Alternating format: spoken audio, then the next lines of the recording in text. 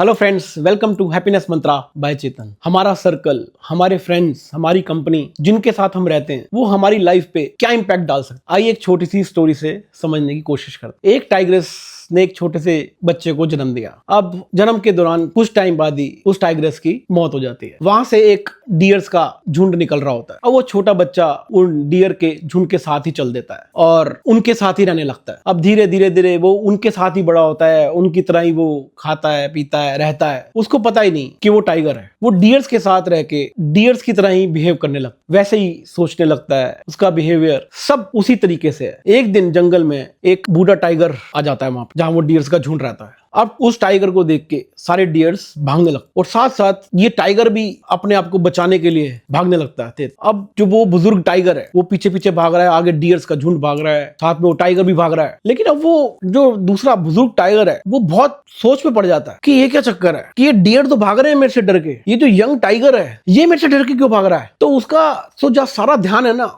वो टाइगर ही खींच लेता है अपनी तरफ। वो डियर्स को तो भूल जाता है, वो टाइगर के पीछे भागने लगता है और किसी तरीके से उस टाइगर को पकड़ लेता है। वो टाइगर बोलता है कि नहीं नहीं, मुझे छोड़ दो, मुझे मत खाओ, मैं तो छोटा हूँ, मैं तो लाचार हूँ। तो कहता है कि तुम कहाँ लाचार हो, तुम अपने आप को पहचानते नहीं हो क्या कि तुम क्या हो। तो वो उसको पकड़ के एक नहर की तरफ ले जाता है, जहाँ नहर का पानी बिल्कुल शांत है। उसको बोलता है कि इसमें झांक के देखो। जब टाइगर उसमें झांकता है और वो बुजुर्ग टाइगर भी उसके साथ झांकता है जब नहर में, तो वो देखता है कि इसमें और मुझ में तो कोई फर्क ही नहीं है। तो वो बुजुर्ग टाइगर उसको बोलता है कि तुम डियर नहीं हो, तुम टाइगर हो मेरी तरह, तुम में बहुत ताकत है, तुम क्यों भाग रहे हो मेरे से डर के, तुम्हें पता ही नहीं कि तुम कौन हो। पहली बार जब वो पानी में अपना अक्स देखता है तब उसे एहसास होता है कि मैं तो डियर से बिल्कुल अलग हूँ, मैं तो उनके जैसा हूं ही नहीं, मैं तो टाइगर जैसा हूँ, मैं टाइगर हूँ। पहली बार लाइफ में वो जोर से दहाड़ता है, तब उसे अपने में एक अलग ही शक्ति महसूस होती है, एक स्ट्रेंथ कि कितना स्ट्रांग है वो। तो ऐसा ही ना लाइफ में भी होता है हमारे साथ। हम जिस माहौल में रहते हैं हम ना वैसे ही बन जाते हैं। इसमें दो चीजें हैं सीखने के लिए। एक कि हम अपनी स्ट्रेंथ ही नहीं जानते, हमें पता ही नहीं कि हमारी स्ट्रेंथ क्या है। और दूसरा, कई बार जो हमारी सराउंडिंग्स होती हैं, हमारा फ्रेंड सर्कल होता है, वो इतना इंपैक्ट कर देता है हमारे पे कि अगर वो गलत है तो हम भी उनकी तरह बन जाते हैं, बिल्कुल वैसे ही बिहेव करने लगते हैं, वैसे ही सोचने लग जाते हैं। हमारी सोच भी बिल्कुल वैसी हो जाती है, वैसे ही एक्शंस करने लगते हैं। बेशक अंदर से हमारी पर्सनैलिटी